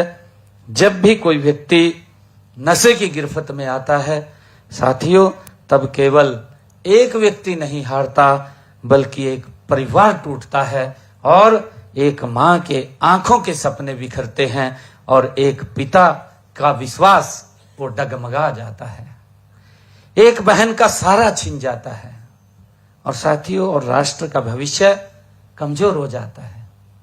कल मैंने अभी आपके सामने बात की है, प्रधानमंत्री जी ने कहा कि हमने विकास किया, हमने खेलों का हब बनाना, कैसे बनेगा? ये राष्ट्र का विश्वास टूटता है साथियों, राष्ट्र का भविष्य कमजोर होता है। हमने उसके ऊपर गति से काम करना है और इसलिए हमारी नशे के खिलाफ यह लड़ाई ये केवल कानून की लड़ाई नहीं है, यह लड़ाई संस्कारों की है।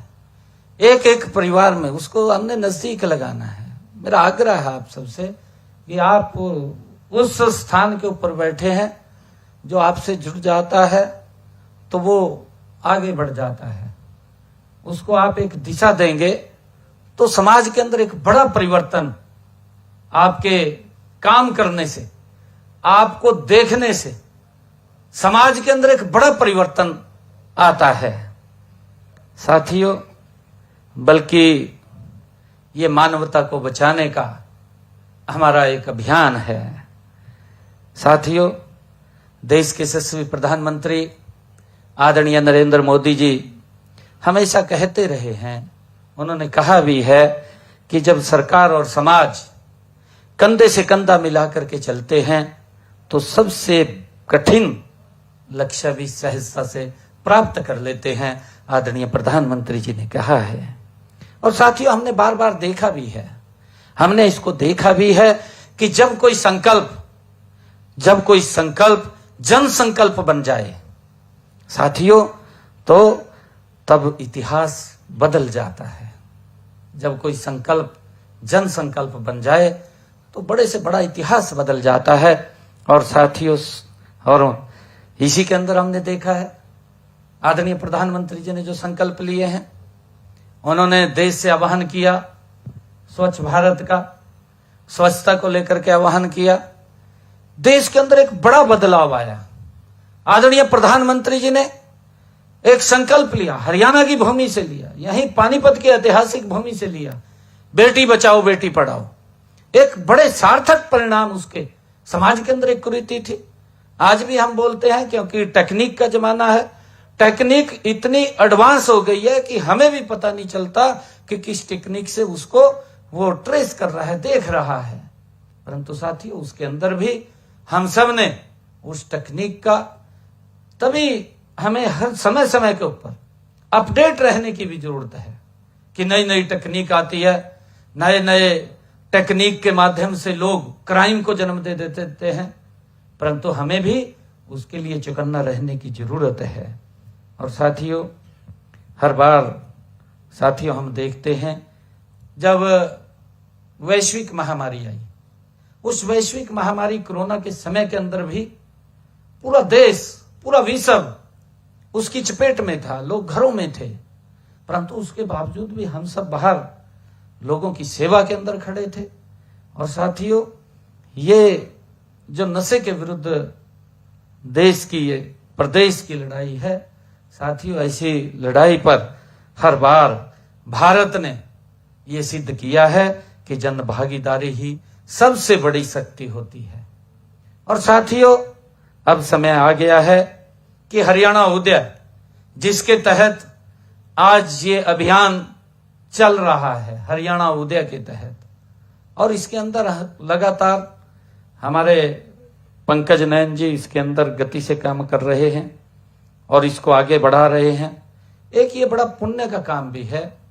साथियों, मैं कहना चाहूंगा कि अगर आपके प्रयास से कुछ युवाओं को एक दिशा मिल जाए तो ये बड़ा पुण्य का काम भी है। एक परिवार बचता है, समाज बचता है, राष्ट्र मजबूत होता है, ये हमारा एक छोटा सा प्रयास करने से।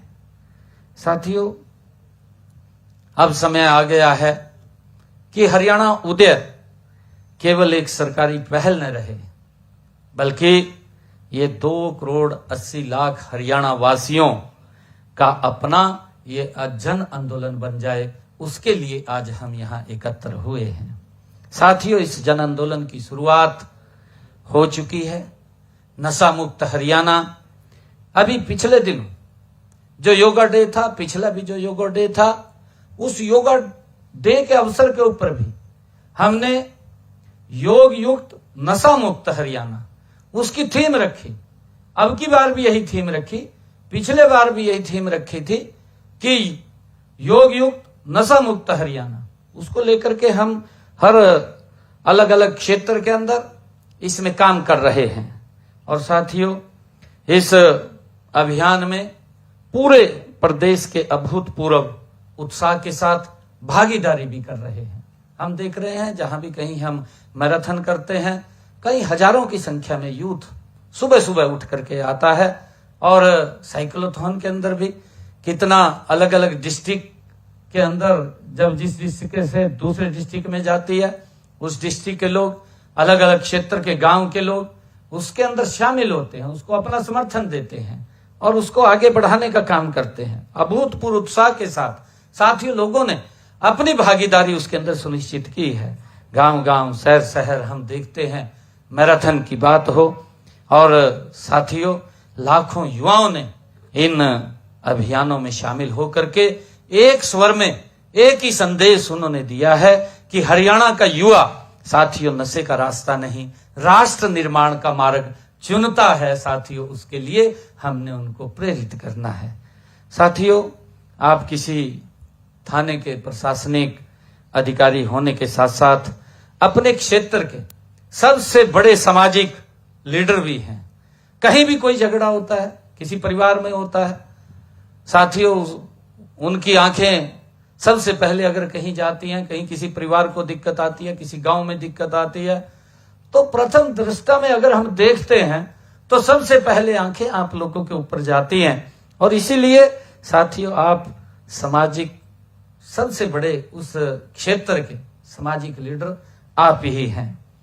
साथियों, हम देखते हैं किसी बेटी की चाहे सुरक्षा की बात हो, जो चाहे कोई प्रश्न हो कि किसी युवा को अपराध और नशे से बचाने की बात हो, सबसे पहले लोग आपकी तरफ ही देखते हैं कि हमें वहां से कुछ न बड़ी राहत मिलेगी।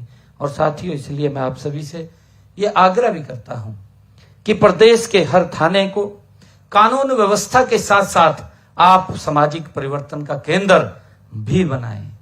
आप, क्योंकि वहां कानून व्यवस्था को तो दुरुस्त रखना ही है, परंतु उसको सामाजिक समरसता का एक केंद्र भी बनाना ये हम सब की जिम्मेवारी है। और हर थाना अपने क्षेत्र के जो भी वहां पर विद्यालय हैं या विश्वविद्यालय हैं, महाविद्यालय हैं, साथियों पंचायतों और स्वयंसेवी संस्थाओं, धार्मिक संगठनों और युवा मंडलों के साथ नियमित आप वहां जाकर के उनसे संवाद स्थापित करें।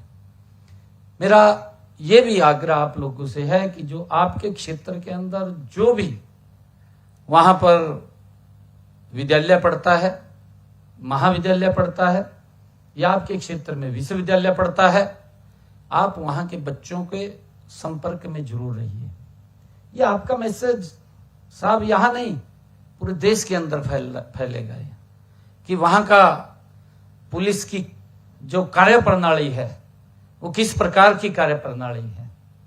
मैं अभी देख रहा था, मैं अभी पिछले दिनों मेरे पास एक विषय आया, एक हमारी सोनीपत की यूनिवर्सिटी थी, उस यूनिवर्सिटी के अंदर से कितना गंभीर मामला। अरे देश के किसी भी कोने के बच्चा यहां पढ़ने के लिए आता है, हमारा बच्चा भी हो सकता है, हमारी जिम्मेवारी है। मैं अभी 3-4 रोज पहले वीसीस की बैठक थी, उसके अंदर भी मैंने सभी वीसीस को इस बात के लिए कहा है कि आप अपने महाविद्यालय के अंदर एक एक बच्चे के ऊपर आपकी नजर होनी चाहिए, उसकी गतिविधियां क्या हैं, क्या कर रहा है, क्या नहीं कर रहा है, वो देखना। और अगर वो नशे के अंदर है, क्योंकि आयु इस प्रकार की होती है कि कोई ना कोई इस प्रकार का बैड एलिमेंट आकर के उसको उस तरफ ले जाता है और वो उसमें फंस जाता है, और जब वो फंसता है तो वो वापिस नहीं हो पाता, परिवार बर्बाद हो जाता है, परिवार के साथ रिश्ते तार तार हो जाते हैं। वो अपने माँ बाप को नहीं समझता नशे में कुछ भी, जिन्होंने उसको जन्म दिया है, उन रिश्तों को भी तार तार कर देता है, हमारा सामाजिक ताना बाना खराब हो जाता है। मेरा आपसे आग्रह है कि वहां पर जरूर आपकी विजिट हो, आप वहां जरूर संवाद करें, बच्चों को जाकर के मिले। अगर कहीं आपको लगे कि ये बच्चा कहीं गड़बड़ है तो उसको बुला करके अलग भी समझाने का प्रयास करें। फिर वहां के जो संस्थान का मुखिया है, उस मुखिया को भी आप भी बताने का काम करें। तो मेरा ये आग्रह आप लोगों से है, क्योंकि ये इस प्रकार के विषय हैं जो आपके नीचे जो पूरा तंत्र काम करता है, उस तंत्र के अंदर कहीं ना कहीं जो रिपोर्ट्स आपके पास आती हैं, उससे एक बहुत बड़ा अंकुश साथियों उसके अंदर लगेगा। आज नशे का कारोबार केवल बॉर्डर तक ही सीमित नहीं है। आज यह आधुनिक तकनीक और सोशल मीडिया जैसा अभी चर्चा भी की है, और संगठित अपराध के माध्यम से ये युवाओं तक पहुंचाया जा रहा है। और साथियों इसलिए हमें और हमारी पुलिस को साथियों उतना ही आधुनिक, सजग और सक्रिय बनना होगा। हमें तस्करों को पकड़ने के साथ साथ पूरे नेटवर्क को साथियों ध्वस्त करना होगा, उसको तोड़ना होगा जो युवाओं के भविष्यों के साथ खिलवाड़ कर रहा है। साथियों मैं एक बात कहना चाहता हूं, किसी व्यक्ति को कोई अधिकार नहीं है कि हमारे युवाओं को कोई आकर के खराब करे। हमारा युवा ही है। मुझे खुशी है आज आप लोगों के बीच में बताते हुए, मैं अभी देख रहा था, मेरे ख्याल से कल नीट का कोई रिजल्ट आया है, नीट का रिजल्ट आया। हमारा वो जो सुपर 100 का कार्यक्रम चला था, उस सुपर 100 कार्यक्रम में से हमारे 70 बच्चे नीट के अंदर आए हैं। हरियाणा के गरीब परिवार के बच्चे हैं, 70 बच्चे डॉक्टर्स बनेंगे।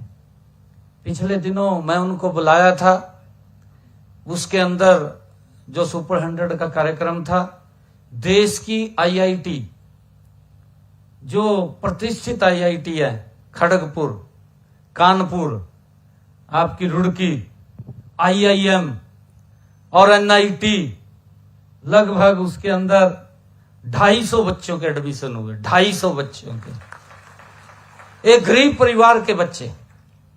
हमने उसको मिशन बुनियाद से शुरू किया और सुपर 100 के अंदर ले गए।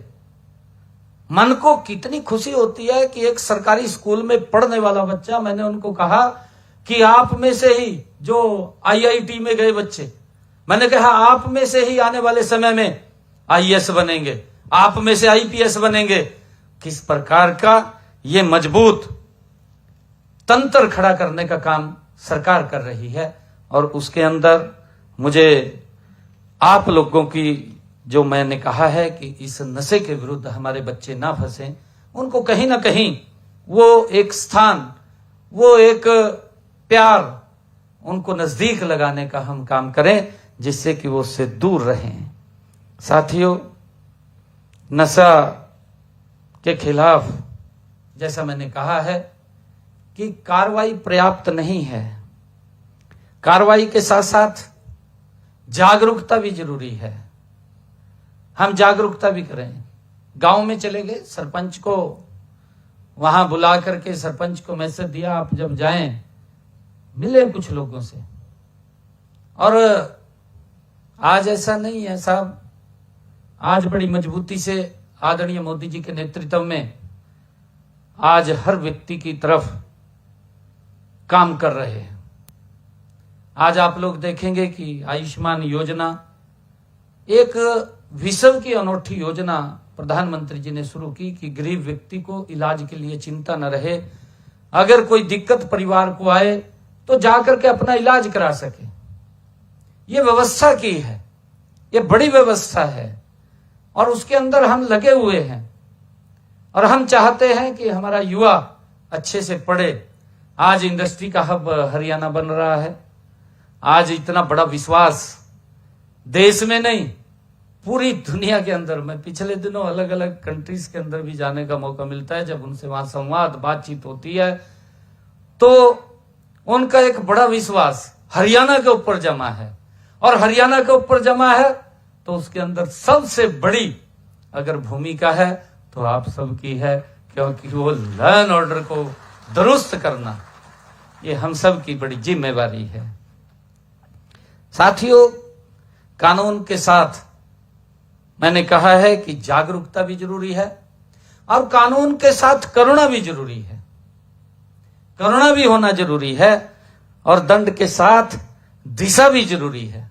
अगर किसी को दंड दे तो उसको दिशा भी मिलनी चाहिए, भी मेरे को दंड मिला है तो आइंदा मैं ऐसा काम नहीं करूंगा, इस बात का भी उसको एक दिशा मिलनी चाहिए।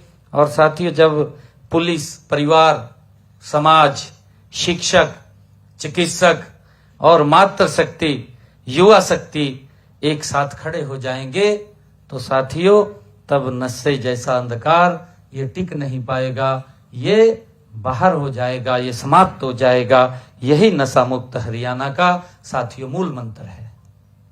और मुझे खुशी है कि सिर्फ नशे के सौदागरों पर प्रहार करना नहीं, बल्कि भटके हुए युवाओं को उनके परिवारों तक, उनके सपनों तक, उन और जीवन की मुख्य धारा तक वापस लाना ये हम सब की जिम्मेवारी है।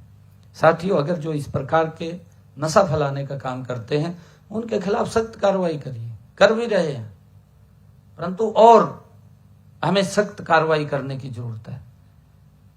साथियों, इसी सोच को जल आंदोलन का रूप, उसका स्वरूप देने के लिए हमने भी निर्देश दिए हैं कि हरियाणा में जिला, उपमंडल और ब्लॉक स्तर, गांव और वार्ड स्तर तक एक सशक्त नशा मुक्त टास्क फोर्स वो बनाई जाए। अभी हम पिछले दिन रिव्यू कर रहे थे बैठक, सुधीर राजपाल जी उसमें मौजूद थे। उसके अंदर जब रिव्यू कर रहे थे तो उसके अंदर यह विषय निकल करके आया कि एक इसके ऊपर टास्क फोर्स भी बनाई जाए। और वो टास्क फोर्स, क्योंकि जो हमारा संबंधित एसएचओ है, जो उस क्षेत्र का एसएचओ है, हमारा वहां का एसएचओ, वहां का हमारा जो पंचायत का बीडीपीओ, और जब मैंने उसमें बात किया ये केमिस्ट एसोसिएशन के कार्यक्रम में, तो उन्होंने भी हमें कहा कि इसके अंदर हमें भी शामिल किया जाए। हमारी एनजीओ ने कहा कि हमें भी इसके अंदर शामिल किया जाए। तो जब उन्होंने कहा तो इसको हमने एक साथियों टास्क फोर्स गठन करने का वो निर्णय किया है। इसमें हमारे वार्ड के पार्षद, हमारे सरपंच, हमारे थाना के प्रभारी, समाज कल्याण और स्वास्थ्य और शिक्षा विभाग के अधिकारी, स्वयंसेवी संस्थाएं और सामाजिक संगठन, हमारे युवा मंडल, महिला मंडल, केमिस्ट एसोसिएशन तथा समाज के प्रबुद्ध नागरिक साथियों मिलकर के इसका आगे बढ़ाने का काम करेंगे। साथियों, केवल एक समिति नहीं होगी, बल्कि समाज और शासन के साझा संकल्प का एक सशक्त मंच होगा। साथियों, हमारे यहाँ कहा भी गया है कि नर सेवा नारायण सेवा। आप सब जानते हैं कि आपकी सेवा भी इसी भावना से प्रेरित होनी चाहिए। साथियों, जब कोई गरीब व्यक्ति थाने में आए या कोई माँ अपने बेटे को बचाने की गुहार लगाए, तो साथियों जब कोई युवा सही रास्ता खोज रहा हो, तब आप केवल कानूनी प्रक्रिया से न देखें, बल्कि मानवीय संवेदना से भी साथियों उसको देखना चाहिए। यही हमारी पुलिसिंग की आत्मा है। साथियों, उस तरफ हमें देखना चाहिए। यही हरियाणा उदय की भावना है। साथियों, प्रतिदिन प्रदेश से हजारों लोग मुझे डायरेक्ट मिलते हैं। मैंने कहा है, अभी मैं मंच से बोल रहा था, मैंने कहा है कि मुझे आकर के सीधा बता देते हैं। अनेक लोग नशे के कारोबार और अन्य गंभीर अपराधों से भी जुड़ी हमारी महत्वपूर्ण जानकारियां सीधे वो मेरे पास पहुंचती रहती हैं। और इन अनुभवों के आधार पर मैं आपको पूरे विश्वास के साथ एक बात कह सकता हूं कि यदि किसी क्षेत्र में हमारा थाना प्रभारी साथियों संकल्प लेकर के काम करे, तो वह अपने क्षेत्र की तस्वीर बदल सकता है। हमें ये आपसे अपेक्षा है। साथियों, आप मजबूती से वहां पर ये काम करिए। गली मोहल्ले की छोटी घटनाओं से लेकर के नशा माफिया, संगठित अपराध और राष्ट्र विरोधी ताकतों तक साथियों, यदि हमारा थाना प्रभारी संकल्प लेकर के काम करे, तो कोई अपराध साथियों कानून की पकड़ से नहीं बच सकता। उसको उस दायरे के अंदर आना ही पड़ेगा, उसको सजा ही मिलेगी अगर कोई व्यक्ति अपराध करेगा। साथियों, इसकी व्यवस्था हमने करनी है। और मैं ये मानता हूं कि किसी भी जिला की कानून व्यवस्था की सबसे मजबूत कड़ी उसका थाना होता है। हम सब इस बात को जानते हैं साथियों। और उस थाने की सबसे बड़ी ताकत उस थाने का प्रभारी होता है, ये भी हम सब जानते हैं।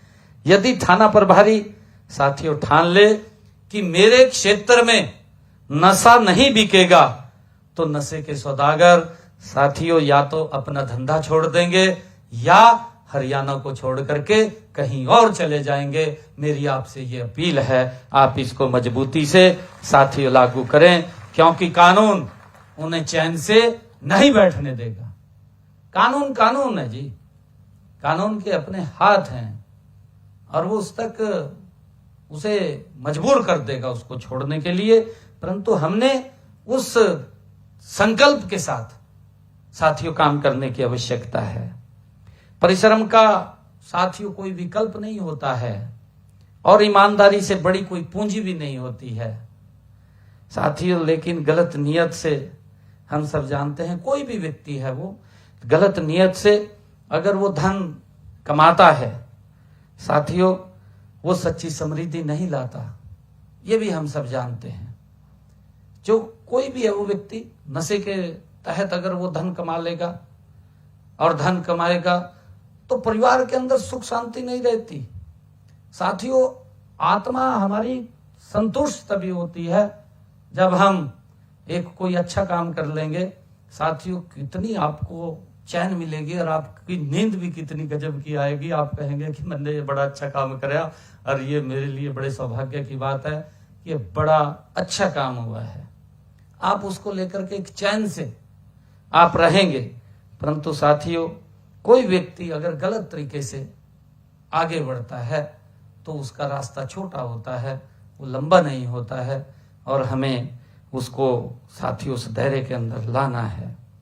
साथियों, मैं यह कहना चाहूंगा कि जीवन में एक के बाद एक नई समस्याओं को जन्म हो देता है साथियों। कानून की अदालत से कोई बच नहीं सकता, तो ऊपर अगर कोई कानून की अदालत से भी बच जाए तो ऊपर वाले की अदालत तो है यार, उससे तो कोई नहीं बच सकता ऊपर वाले की अदालत से साथियों। वो तो देख ही रहा है और हम ये भी मानते हैं इस बात को कि व्यक्ति ये कहता है कि यहाँ स्वर्ग है वहां नरक है, ना कहीं मनु लगा स्वर्ग है ना कहीं नरक है, यही है सारा कुछ, यही मिल जाता है व्यक्ति को, उसके रिजल्ट मिलते हैं। आप देखते भी हैं कहीं ना कहीं किसी रूप के अंदर वो रिजल्ट मिलते हैं और हम चाहते हैं कि एक समाज के अंदर वो भावना जानी चाहिए और वो उसके कर्णधार आप लोग हैं। समाज को दिशा देने का काम, समाज को एक कोई गलत काम करता है उसके ऊपर कार्रवाई करिए। मैं कभी भी, आप देखिए पूरे प्रदेश से सभी अधिकारी गण बैठे हैं, मैंने किसी को भी अगर गलत काम किसी ने किया है, मैंने किसी को दबाव नहीं दिया कि आप इसका ये ठीक कर दो। भाई जो कानून के अंदर है आप वो करिए। मैं उसको भी समझाता हूं, मेरे पास आते हैं मैं उनको भी समझाता हूं। परंतु कई ऐसे लोग आते हैं वो कहते हैं कि मेरा कुछ कसूर नहीं है, मेरे साथ गलत कर दिया। आपके पास वो पैरामीटर है जी, आप उसको चेक कर सकते हैं, देख सकते हैं। कोई व्यक्ति कोई अगर गलत करेगा तो कानून अपने आप उसका इलाज कर देगा। परंतु किसी गलत किसी के साथ हो गया है, उसका सहयोग करना, उसको बचाना भी हमारी जिम्मेवारी है। हम उसको लेकर के काम करें। और साथियों, मैं कहना चाहूंगा, मैं आप सबसे केवल एक बात कहना चाहता हूं कि ऐसा कोई काम मत कीजिएगा जिससे आपकी वर्दी का सम्मान, आपके परिवार का सर और साथियों पुलिस की प्रतिष्ठा झुक जाए। ऐसा कोई भी काम मत कीजिएगा, मेरा आग्रह है आप लोगों से। और साथियों, देश के यशस्वी प्रधानमंत्री आदरणीय नरेंद्र मोदी जी ने जो संकल्प भी लिया है, उन्होंने संकल्प लिया है विकसित भारत 2047 का जो संकल्प साथियों उन्होंने देश के सामने रखा है, उसमें सबसे बड़ी पूंजी हमारे देश के युवा हैं, आने वाली पीढ़ी है। और वो कल भी इस बात को कह रहे थे कि हमने ओलंपिक 2036 बात कर रहे थे, प्रधानमंत्री जी बात कह रहे थे कि ओलंपिक 2036 का हमने भारत में करवाने का निर्णय किया है। परंतु उसके अंदर जो हमारे बच्चे आज 8-10 साल 14 साल के हैं, वो बच्चे उस गेम के अंदर आएंगे। उनको तैयार करना है, हमने उनको मजबूत करना है। उन्होंने स्पेशल इस बात को लेकर के कहा है। और साथियों, जैसा मैंने कहा है कि इसमें हमारे सबसे बड़ी पूंजी अगर कोई है तो हमारे युवा हैं। और यदि हमारा युवा स्वस्थ रहेगा, हमारा युवा नशे से दूर रहेगा, साथियों, तभी विकसित भारत और विकसित हरियाणा का हम सपना साकार होगा। इस बात को भी हमने समझना है। साथियों, हमारे यहां पर आप लोग देख रहे हैं, ये आप सबकी ही कड़ी मेहनत और हमारे हरियाणा प्रदेश के लोगों की कड़ी मेहनत है। जब ये हरियाणा अलग हुआ 1 नवंबर 1966, बहुत सारे लोग इस बात को बोलते थे कि ये कैसे अपना गुजारा करेंगे, कैसे इसको चलाएंगे। ये चर्चा थी, कई जगह चर्चा थी। ये हमारे हरियाणा का सामर्थ्य है जी, हमारे लोगों की मेहनत है, उनका पसीना है। साथियों, आज गर्व होता है हमें अगर किसी मंच के ऊपर एक छोटा सा प्रदेश देश के अगर किसी मंच के ऊपर खड़ा होकर के बोलता है कि आज देश की रक्षा सुरक्षा के लिए आज 10वें जवान के बाद एक हरियाणा का जवान है, तो हमारा सीना गौरव से चौड़ा होता है। जब हम एक बात बोलते हैं खड़े होकर के कि आज इंडस्ट्री के अंदर हमारा हरियाणा नंबर 1 के ऊपर है, साथियों, हमारा सीना चौड़ा होता है। आज हम बोलते हैं कि देश के खाद्यान्न भंडार के अंदर महत्वपूर्ण भूमिका अगर कोई दे रहा है तो मेरा हरियाणा का किसान दे रहा है। ये हमारे लिए गर्व की बात है। साथियों, आज हरियाणा ने एक अलग छलांग लगाई है और आदरणीय प्रधानमंत्री जी इस बात का जिक्र भी करते हैं कि विकसित भारत के अंदर अगर ग्रोथ इंजन का कोई काम करेगा तो हरियाणा करेगा। कल भी मैंने इस बात का माननीय प्रधानमंत्री जी के सामने चर्चा की है। मैंने कल कहा है प्रधानमंत्री जी के सामने कि जब आपका विकसित भारत का नक्शा आप देखेंगे तो उस नक्शे के अंदर प्रमुखता से हरियाणा का नाम दर्ज होगा, प्रमुखता से नाम दर्ज होगा। ये बात मैंने कल आदरणीय प्रधानमंत्री जी के सामने कही है। साथियों, हमने मिलकर के ऐसा हरियाणा बनाना है जहां नशा नहीं, साथियों, नई आशा हो, और जहां लत नहीं, लक्ष्य हो, और साथियों जहां निराशा नहीं, नव निर्माण हो। ऐसा साथियों, और जहां हर युवा विकसित भारत का निर्माता बने। साथियों, ऐसे हमने हरियाणा का निर्माण करना है। मैं आप सबका आज इस अवसर के ऊपर, क्योंकि हरियाणा उद्यम के तहत ये एक पुलिस एक संकल्प आज इस कार्यक्रम का आयोजन यहाँ किया गया है। और साथियों, मैं ये भी कहना चाहूंगा कि हमारे जो एसएचओस यहाँ थाना क्षेत्र को पूर्ण रूप से साथियों नशा मुक्त कर देगा, उसकी हम जांच करवा करके मैं खुद हर वर्ष साथियों ऐसे एसएचओ को सम्मानित तथा पुरस्कृत करने का काम मैं स्वयं करूंगा। इसके लिए स्वयं करूंगा। मैंने कई बार कहा है, मखा जो अच्छा काम कर रहे हैं उनके नाम मेरे को दो मखा। मैंने कहा है रिवार्ड मिलना चाहिए, रिवार्ड मिलना चाहिए। जो अच्छा काम कर रहा है वो पीछे क्यों रहे भाई, उसकी मेहनत है, उस मेहनत को सलाम होना चाहिए। ये हम चाहते हैं। और हमारा और आपका, क्योंकि एक कंधे से कंधा मिला करके प्रदेश को और गति से आगे हमने बढ़ाना है, इसलिए हमने काम करना है। और अभी कुछ क्वेश्चन आप लोगों ने किए थे मेरे से। एक क्वेश्चन किया था कि तफ्तीश वाले हेड की राशि वो बढ़ाई जाए, ये बात कही गई थी। इसको बढ़ा करके 10 करोड़ रुपए कर दिया जाएगा। और सभी हमारे जो आईओज हैं नए आपराधिक कानूनों को प्रभावी रूप से लागू, जिससे कि वो कर पाएंगे। दूसरा जो policy of rewards NDPS is on the line of NCB। हम NCB की जो पुरस्कार नीति का अध्ययन करेंगे, जैसा मैंने कहा भी है, और हरियाणा के लिए भी एक पुरस्कार नीति वो बनाएंगे ताकि आप सभी का उत्साह बढ़े और नशा तस्करी पर हमारी कार्रवाई को और अधिक प्रभावी बनाया जा सके। एक आपने जो कहा था कि software based end to end manufacturing to sale monitoring of dual purpose drugs to preventing misuse, इसके ऊपर मैं ये कहना चाहूंगा कि हम खाद्य एवं औषधि प्रशासन द्वारा इस सॉफ्टवेयर के विकास कार्य में तेजी लाएंगे। तब तक सभी कमिश्नरों के लिए आवश्यक दिशा निर्देश जारी किए जाएंगे ताकि एक ही पर्चे का बार बार उपयोग वो न कर सकें।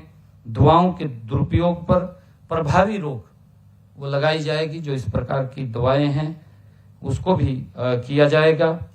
और एक आपने कहा है कि issue of indiscipline and skill in the newly recruit group D, जो अभी आपने बात किया था ग्रुप डी की, इसके अंदर मैं कहना चाहूंगा कि ग्रुप डी कर्डर अलग करने के प्रस्ताव का, जैसे मैंने कहा भी है कि हम इसके ऊपर विचार करेंगे इसको, क्योंकि हम एक सॉफ्टवेयर बना रहे हैं उसके लिए अलग अलग, क्योंकि बहुत सारे युवा इस प्रकार के आते हैं कि मेरे को तो ये खाना बनाना नहीं आता, मेरे को खाने में लगा दिया, मेरे को बाल काटने नहीं आते, मेरे को बाल काटने में लगा दिया।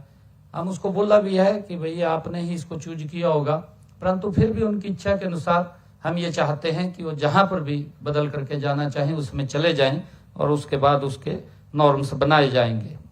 पांचवा आपने कहा है कि issue of relating to shortage of medical officers, जो इसके बारे में आपने बात किया है, इसके ऊपर पॉलिसी बनाने की बात की है। स्वास्थ्य विभाग से आवश्यक हमारे मेडिकल ऑफिसर्स को प्रतिनियुक्ति पर भेजा जाएगा, जो अभी हमने उसकी बात कही है कि हम यहाँ पर एक सेंटर बनाएंगे, जो हमारा प्राथमिक स्वास्थ्य केंद्र है वो वहां पर बने ताकि लाइन के अंदर परिवार को या आपको किसी प्रकार की दिक्कत ना आए। और सेवा विभाग तथा स्वास्थ्य विभाग को भी इस उद्देश्य की पूर्ति हेतु एक विस्तृत प्रस्ताव, जो आपने कहा है कि ड्रग एंड एडिक्शन सेंटर्स का सभी डिस्ट्रिक्ट्स के अंदर वो खड़े हों, उसके लिए हम सेवा विभाग और स्वास्थ्य विभाग को इस उद्देश्य के लिए एक विस्तृत प्रस्ताव तैयार करने का निर्देश दिया जाएगा। हमने कहा है कि हम कई जगह इसके लिए काम भी किया है और भी जहां ऐसे संवेदनशील जिले हैं और शुरुआत उसके अंदर प्रत्येक जिले में अत्याधुनिक और पूर्ण सुविधा युक्त नशा मुक्त केंद्र वहां स्थापित किए जाएंगे, इसके लिए भी हम काम करेंगे। और दूसरा एक अंतिम जो आपने बात कही है कि issues of advisory to prevent the glorifications of gangster in print electronics and social media, जो आपने इसकी बात की है कि वो जो महिमा मंडन करते हैं किसी का, उसके लिए आप एक कोई एडवाइजरी सख्त जारी वो होगी, जिससे कि अगर कोई व्यक्ति, जैसा अभी निर्णय भी लिया गया है कि पहले उन सभी सोशल मीडिया और जो हमारे प्रिंट में यूट्यूबर्स हैं उनको बुला करके एक बार उनसे जरूर चर्चा करके उनको कुछ सुझाव भी होंगे तो उनके सुझाव भी लेने हमारे लिए जरूरी हैं। कल अगर वो कहें कि हमारे खिलाफ कार्रवाई होगी